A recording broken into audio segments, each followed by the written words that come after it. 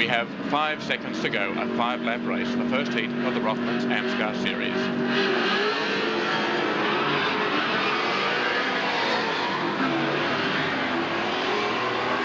Well, Cullen certainly justified his pole position by that start, but Bob Morris is just squeezing up alongside him and will take the lead as they go over the top, and it might be Grice in second spot, trying terribly hard to get up there, and it's Grice almost leaning on Cullen, who is not giving way as the field sweeps around the top of Dunlop for the first time of 5 laps. Bobby Morris it is from Warren Cullen, Alan Grice in third spot. Cullen did well all the same. I think people expected Bobby Morris and probably Alan Grice both to beat him up the hill, but he's held Grice out and is sitting there in second spot behind Bobby Morris. But Morris has got his wish. He's in front, and Cullen is he's holding the rest of the field back just that fraction. That's going to be a great help to Bobby Morris, because this one is only 5 laps. Oh, there's a jam of cars going in there. Dick Johnson was doing very well in the Falcon, but you can see how Gary Cook has spun out on the corner there at Rothmans.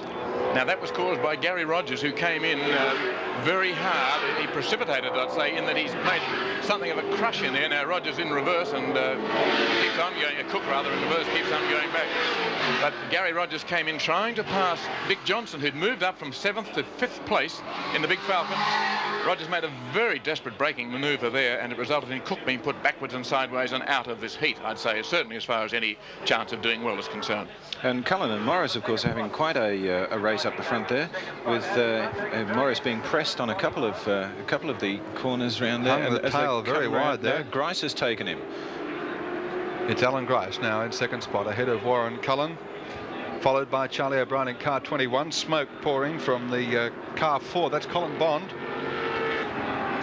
As a result of the shambles up here at Rothmans, Colin has moved up into, what, 4th place or 5th place? 4th place.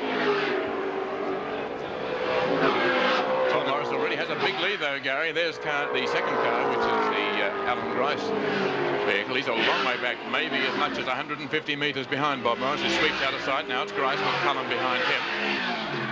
Then it's Charlie O'Brien in car number 21, and Colin Bond in 5th place in the first of the Falcon, but smoking quite a lot. 2.5 seconds between first and second, Morris and Alan Grice. Well, the thing is, with what, about 2.5 laps to go, the question is, can Grice catch him? He was saying that he's fed up with being the bridesmaid. He wants to be the bride. But well, Morris seems to be flying. Colin Bond is blowing an awful lot of smoke there. That's Colin there. You can see the oil, and behind him, car 34, Gary Rogers, is suffering from the lack of vision. You can see Gary now making a move on the outside. He went on the inside before in that first lap shambles, and he's taken Colin on the outside as Bob Morris goes across the start-finish line. Morris, of course, has no such vision problems going up Pitchapove here. And as far as he's concerned, he's in the lead and he's going to stay there. I really can't see that Grice is going to get up to him at all. Not with a lap and a half to go, he's not. Barring anything untoward, of course. But by gee, Grice is really pushing it down in towards Honda. Bobby Morris, however, making the running in front, and they've opened up an appreciable gap on the third car. That's car 21, driven by Charlie O'Brien. Then comes Warren Cullen, followed by Gary Rogers in car 34. 2.2 seconds, so the gap has been closed slightly by Alan Grice. 2.2 seconds now between the leader Bobby Morris and the second place car number 6, the Craven Mile Tirana of Alan Grice.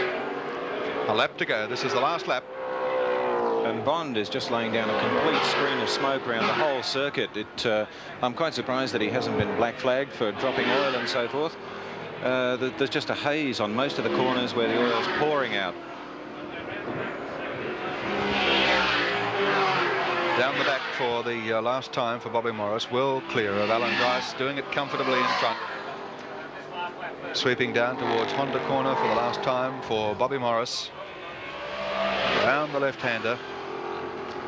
Down Phillips straight towards Rothman's corner. Grice, 2 seconds now the gap, so he has closed it appreciably, 0.6 of a second, but there's no way he's going to make up the rest of the distance between here and the finish line. And the order then will be Bob Morris, who's about to go across the line with, you can see him now coming down through Ron Hodgson corner to take the checkered flag. And so Bob Morris, as he has done almost throughout this season, gets the checkered flag first. Alan Grice comes second. Charlie O'Brien will be across third. In fourth place we'll have car number 34, Gary Rogers. just takes the flag then. Dick Johnson from Queensland comes in. First of the Falcons home. And Colin Bond just limped across in 6th place. So we have Warren Cullen, Bob Morris, Alan Grice, Charlie O'Brien, Gary Cook, Gary Rogers, Dick Johnson, Colin Bond. That's the leading group. 18 cars on the grid.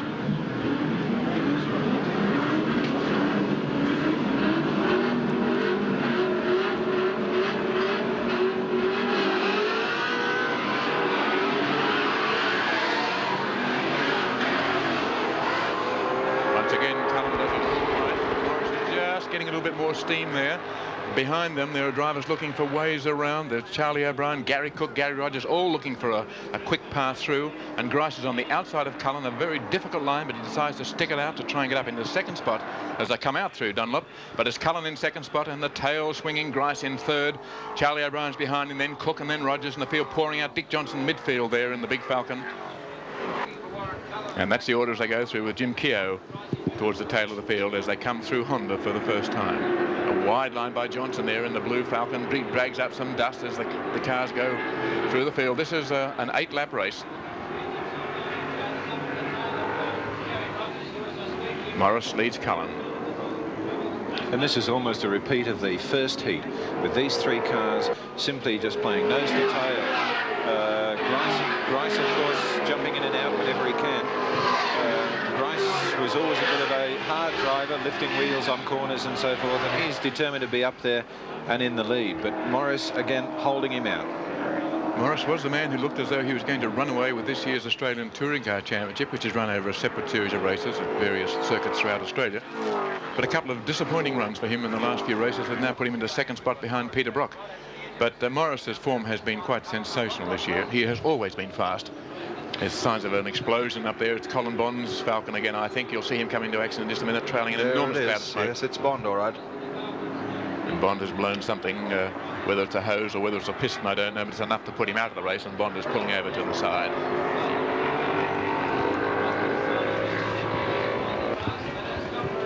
We have a car. Gary Rogers, car 34. Into Rothmans. You can see the car there. You can see how heavily he's crunched it. The front of the car is bent. Rogers is out being helped by the marshals. I think he's okay. He's a bit shaken up because he went in very, very heavily, and he's crouched forward as though the seat belts have put some sort of pressure on his chest, but he's walking okay. The car itself is badly damaged. He hit it very hard, Gary Rogers. He had trouble there in the first heat. You may recall, had a braking moment which caused Cook to spin. Same pair were involved there. It was Cook just ahead of Rogers at the point as they came into Rothmans, and in his haste to try and get round, Gary Rogers has come crunch with the wall. He's not going to get that car out of the way either, unless they can get a truck quite there. A mess there. So the race is going to be slow. You can see the cars parked there. We've got... Nobody can get quite the line they want now round that corner with that car parked there, of course. And that will have to stay there for the remainder of these 8 laps, which is going to have an inhibiting effect on these final laps. Not that it may determine who's winning. He's just running away with it. That slight altercation that put Gary Rogers out of business also allowed Dick Johnson to move up into 5th placing ahead of Gary Cook. So it's Bobby Morris in front from Warren Cullen, Alan Grice, then follows Charlie O'Brien in car 21, Dick Johnson car 17, and then Gary Cook in car 11. And the battle for 2nd place is where the interest is. Bob Morris has cleared out. He's now going down through Honda. He'll then be slowed as he goes around Rothman's corner where the cars are still parked. But this is the tight squeeze where Warren Cullen is under threat.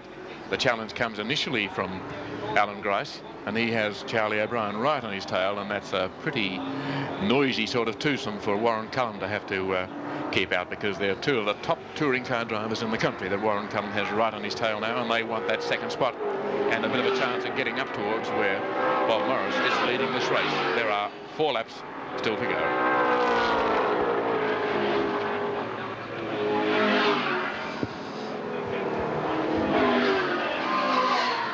And Grice trying all sorts of manoeuvres to try and get past Warren Cullen as they go around the Dunlop loop.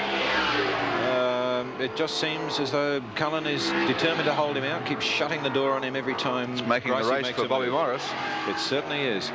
It's also giving, yes, as you say, giving Morris a chance to get away, and Grice is trying hard on Honda. It was almost a desperate line there. He stood the chance of catching the tail of Cullen, and now he's got O'Brien on his tail. Yep. Of course, Grice wants to get away from O'Brien. O'Brien, who used to drive for the Holden dealer team, now running his own team for Phillips. He's one of the most talented young drivers in the country, and Grice knows this, and he doesn't want O'Brien too close, so he'd like to get by Cullen if he can. But he's finding it hard. Cullen's car is quick. Oh, we've got ourselves a nice little spin up there. It's Ralph Radburn in the older Piranha. Just getting it back on the road again. Bobby Morris with the lead, an appreciable gap over car 22, Warren Cullen, and Alan Grice and Charlie O'Brien. Then another gap to Dick Johnson in car 17, the first of the Falcons, followed by car 11, Gary Cook, and then comes 88, Fred Geisler in a Tirana. And at the moment, Bobby Morris has got a 3.5 second lead, and he's determined to hang on to it. So far, he's won 6 out of 7 of the AMSCAR heats, and he's determined to make it 7 out of 8. The only other one, of course, battle for the second, third and fourth placings is tremendous. Now we have Grice making another move. He'll be anxious to get by here. Rothman puts his nose up alongside the front door of Cullen. Cullen's not having any of that. Almost lost his nose there, actually, as Cullen chopped it off. And in fact, it was a bit vulnerable to the challenge of O'Brien, who was very close.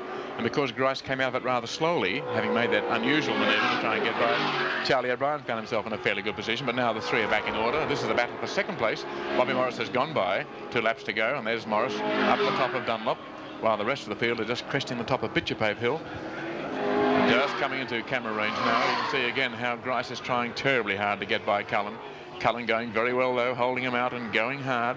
And O'Brien sitting back there, liking to get by both of them if he possibly can, and then a long gap back to Dick Johnson from Queensland, leading the Falcon Challenge, but a fair way back today.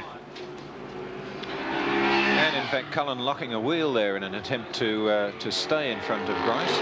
5.1 seconds now, the lead for Bobby Morris, so he's doing it pretty comfortably. I think Grice has got him this time, but Cullen's going to stay there. They might touch. They've outdone each other. Well, now Charlie O'Brien's got through. There's going to be a bit of an inquiry about that, because the move came on the corner where the car was parked. There were flags out to warn them that there was a car there, and I can imagine a few discussions taking place afterwards saying, hey, you can't change positions when the flag is being shown.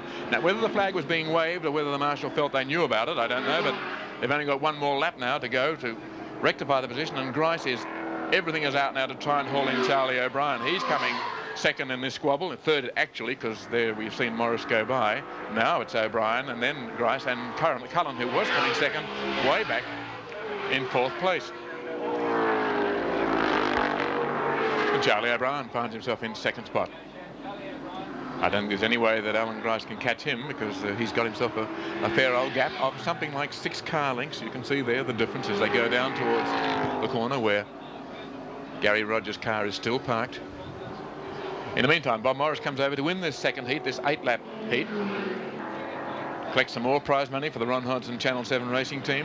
Charlie O'Brien for Phillips across second. The Craven Mile car of Alan Grice is third. And Warren Cullen in 22 comes across in 4th place. Then Dick Johnson, who made up a lot of ground to come up into 5th position there, is next across the line.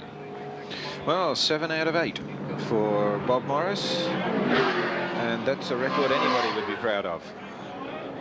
Dick Johnson is back there in the Falcon. Colin Bond was to be beside him, but I think he smoked once too often and won't be running. Fred Geisler, Bill O'Brien, Ray Kalita and Ralph Radburn, Ross Matheson, Ron Wanless, Scotty Taylor, Gary Wilmington, Jim Keogh and Phil Lyon, and the flag is about to drop.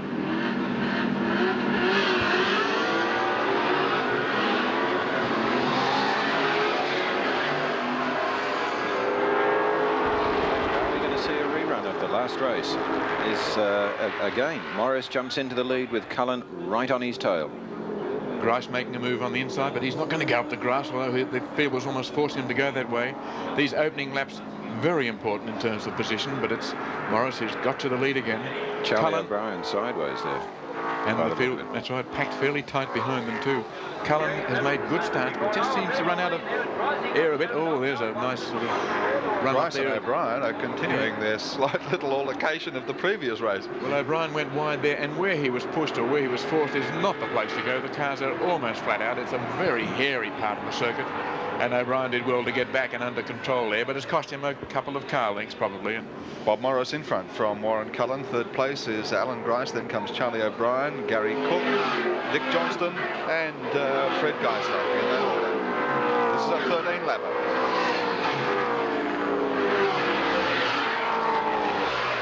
Of course, being over 13 laps, they've got a little bit of time to settle down, as opposed to the 3 and the first two heats of this. They've got time to just feel around a little bit, maybe move position and be not quite so gung-ho about it all. Comparatively. I Comparatively. don't think anybody settles down at Amaroo Park. I don't think so either. Apart, of course, from that man, Bob Morris.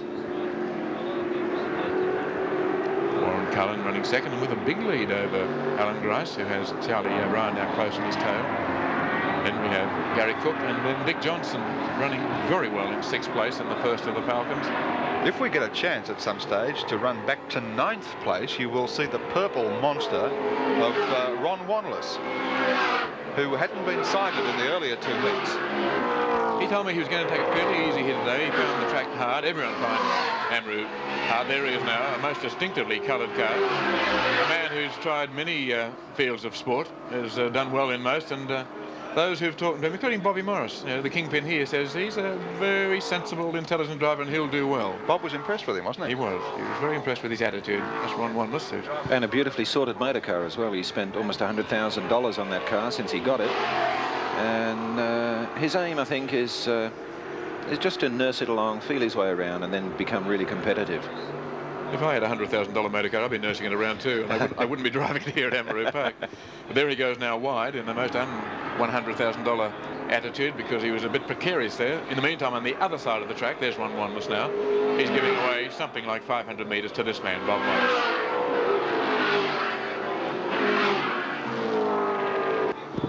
There's Wanless, just leading car number 24, which is Ross Matheson in the Toronto. Those two have been dicing at you for the last lap or so.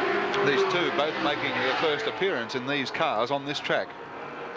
And both, by that short sample we saw, making a good fist of it, driving sensibly, driving quickly, and I think we'll see them both do a lot better. Wanless has the money behind him, of course, to do almost anything he wants to do. A self-made man with a lot of capital behind, some big business enterprises behind him, runs Speedway, a demolition business, which seems to go together with Speedway, I suppose, a bit of road transport, all sorts of things. In the meantime, the challenge to Warren Cullen in 2nd place is now getting a bit tighter. And Cook is under challenge from Dick Johnston going into Rothmans. That's a very difficult place that Johnson is trying. I can't see how he can possibly hold the line, and he has to draw back, and he loses quite a bit of ground on that wide line. And he slowed dramatically. I think something's gone wrong with the car. He's up so much either he can't get a gear or something. He was out there very wide, making quite an awkward passing attempt. But he wanted to get by because he did have the prospects of getting up towards this fellow, Bob Morris, and he couldn't see that not happening while he had that Tirana in front of him. But the man who won the under 2 litre in the last race, Phil McDonald, told me that up on that Rothmans corner there's a lot of little pebbles around there, and in fact Phil had a deflating tyre from the 3rd lap. So yeah, it was a great drive by him under those circumstances. Oh, it certainly was. Yeah. So if there's gravel on the track, the drivers have got to be careful of it, and that's something that Bob Morris will be looking for. He doesn't want to lose this race through a puncture. Warren Cullen still holding on to 2nd place, but as the race progresses, the challenge from Alan Grice is getting a little more severe and a bit deeper with each lap. Cullen going well, and there are some parts of the track where obviously he has the legs. He pulls away here, for instance. It's a quick car that he's running. Grice has O'Brien on his tail. They're rivals from way back. They've done a bit of touching around the track, not of the affectionate kind.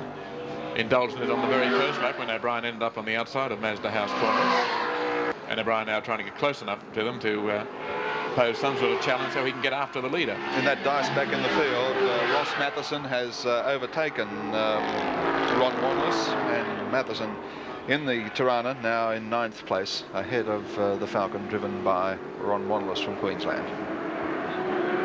Matheson having a busy day, driving a variety of cars. Dick Johnson putting it sideways into the dirt, going down the Phillips Straight towards Rothmans corner, gets it back online now. Meantime, Bobby Morris over the start finish line with 8 laps to go in this 13-lap 3rd heat of the Rothmans AMSCAR series. Bill O'Brien just beyond those trees, who's lost it in a big way, and there's clouds of dust everywhere, but it would seem that his race is run.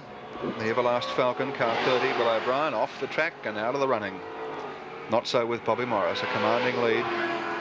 And this scrap for 2nd place, Gary Wilkinson really warming up as we have Grice and Charlie O'Brien closing very much up on Warren Cullen. Here they go. You can see how hard Grice is pressing him. Alan Grice hasn't been able to make a good start in any of the races today and has always been a long way behind Warren Cullen. and has to do his work at the end of the race. This is now the situation with something like 7 laps to go. Again, Cullen pulling away. He seems to just be able to get the power on a bit better. And Grice in the Craven Mile Tirana. And this is his home track. He has his own facility here, so he should have the car right for it. Seems to miss out somewhere along the way on some parts of the circuit and has to drive like the proverbial Dan Daring and other places to get right back onto his tail. And right behind the pair of them, we have Charlie O'Brien sitting there and just waiting for his chance to get by. The sort of chance that he had in an earlier race when the other two tangled going into Rothmans and put O'Brien past into second spot. So maybe Charlie was sitting there waiting for it to happen once again. Now this is where Cullen draws away coming down through here, and on the last little stage of this part is where we see Grice move up again as he comes in towards Honda corner. So it's exactly that same situation that we had in the previous heat with those second, third and fourth place getters. Cullen under pressure from Grice and O'Brien lurking in behind them, waiting his opportunity. Meantime, Bobby Morris highballing it out in front, looking for his third straight heat win today. And Grice closer this time. He seems to press very deeply into Rothmans, and maybe he goes in so far and brakes so hard that he loses a little bit of momentum on the way out, which is what gives Cullen that slightly better accelerating line out. He didn't make the same mistake that time, and I think that Grice maybe is poised to try and take him on this lap. It won't be till Rothmans though, because that's the part of the circuit that Grice has made his own specialty. Certainly is. Yeah, to his cost. Grice, it seems, is just each lap is edging just a little bit closer, a bit closer, a bit closer. Now, Morris has gone through Honda. Here comes Grice very close. He won't try and pass him here, but he will make a move, I think, coming down towards Rothmans. He's close enough now. He does brake late here, and if he can just get inside, he'll try and give Cullen a bit of a fright. And here there he goes. Well, maybe next time. Cullen usually pulls away a bit here. Bob Morris, in the meantime, going very fast through Ron Hodgson corner. Morris lapping in 55.5 seconds. And you can see how close they are. Grice really mounting a challenge now. O'Brien still sitting back. Order unchanged for the last several laps. Oh, Grice got a real slingshot passing move there. He might be by because he went by very quickly. He's got through and he's taken a wide line there. He went so fast over the top of Bitchapave, he was almost out of control there. Can Wanless slip onto the inside? Can... oh, he's gone. He's hit the bank and gone up there. I think that's Grice who's gone up. Yes, Grice. He went up. He was coming out very fast and wide, having got by Cullen on that manoeuvre. He came through very hard, not wanting to fall to another move, went out wide, got onto the edge, went up the bank and rolled the Craven Mile Tirana over. Alan Grice out of the car on his feet, shaken, but apparently otherwise unhurt. Probably could have been a slight touch there with Cullen because they were very close. Cullen was just trying to slip on the inside of them after being taken by Grice. And the last sight we had of Alan Grice was standing there with the disgusted hands on hips and look at the car as if to say, not another one. It's 2 cars in a couple of months, although that one doesn't seem to be too bad. Bob Morris will come round and get his first view of the car because it was on the exit from Dunlop Loop that he went over. So it's now car 7, Bobby Morris still well clear. Warren Cullen in car 22, another Tirana in second place, followed by Charlie O'Brien. Then comes car 11, Gary Cook, Tirana again. So it's Tiranas in the first 4 places, followed by car 17 in 5th place, Dick Johnson in the first of the Falcons, and then 88 Fred Geisler in a Tirana. And Alan Grice has really modified the rear of his Tirana, made it look more like a hatchback than it is. He absolutely wrote off the other car, of course, the Seventh Paradise a month ago, and now he's caused a bit more damage, so the team is up for a pretty heavy repair bill with this second car. But that was the price for, you can see now how the tail has been abbreviated, the price for getting by and trying to hold on to that second spot for which he had been fighting so desperately for a couple of laps. Charlie O'Brien, I suspect, is through again into second spot. The same thing happened as happened in the first race. Charlie sat back and waited, and everything comes to he who waits. Ron Wanless about to get a good view of Bobby Morris, who's going to lap the newcomer to Amaroo. Here they come now. Bobby Morris coming out of there pretty fast and had a bit of a tail wag as he had to avoid the parked Tirana. And here's Wanless now about to be passed by Morris. I don't know whether Ron Wanless has seen him, frankly. It's a tight line that Bobby's taken, and the visibility factor inside the Falcon is such that that rear three-quarter view is pretty obscured, and I don't think he saw the car coming through there. Now he sees him, I suspect, but he's not going to give way to him. He says, oh, fair enough, if you want to pass me you can, but you're going to have to earn it. And there he goes, Morris through. Charlie O'Brien in second place from Warren Cullen, and Gary Cook under pressure from Charlie O'Brien. And Bob Morris with about 2 and a bit laps to go, crossing the line there. 2 laps to go. all the excitement behind him. I would think, though, he'd be quite glad in a way that he doesn't have to worry about Grice anymore. A brief glimpse of Gary Cook before we came back to our leader. Gary has had a few traumas today, including being touched and spun backwards through a bend at Rothmans. Might have thought he was going to end his racing there and then in the first heat. But back again and up in one of the leading positions in this final 13-lap heat for the Rothmans AMSCAR series. The whole race series worth more than $60,000, so there's a lot of money at stake, and most of it at the moment is going towards this fellow, Bobby Morris, driving for the Ron Hodson Channel 7 racing team. Morris slowing down appreciably now. I think he knows he's well clear of his nearest competitor, and got a few slower cars between him, lapping now in just under 57 seconds. Charlie O'Brien still in second place from Warren Cullen. Then comes Gary Cook and Charlie O'Brien. Morris a bit tail out there as he came through. There's the Ron checkered Hodgson flag. corner, and that's it. Checkered flag for Bobby Morris. A great scrap here, Gary Cook and Dick Johnson. Charlie Johnson making O'Brien a in move. second place. Yes, with Charlie O'Brien, then Warren Cullen, and Dick Johnson made a gallant effort to get fourth place, but Gary Cook just got there by less than half a car length to finish in front of the leading Falcon driver. But the issue really never in doubt. Bob Morris in total control of that race from start to finish. Alan Grice, the unlucky man, of course, and who went out in such spectacular fashion after having grabbed second spot. Here he goes again. You can see now how he went on the outside. Warren Cullen was there with him, and Cullen lost time but didn't touch him, which says heaps for Cullen's skill. O'Brien slips through to lead the both of them. Cullen dodges. Grice rolls. Very good manoeuvre by Cullen to get out the way. They were both off the road together. He was pressing were. so hard, and Grice wasn't prepared to give way, and he went wide and paid the penalty. Cullen just escaped, and Charlie O'Brien picked up second spot. Well, plenty of action. We'll be talking to the people who were involved in just a minute when we return to racing here at Amaroo Park.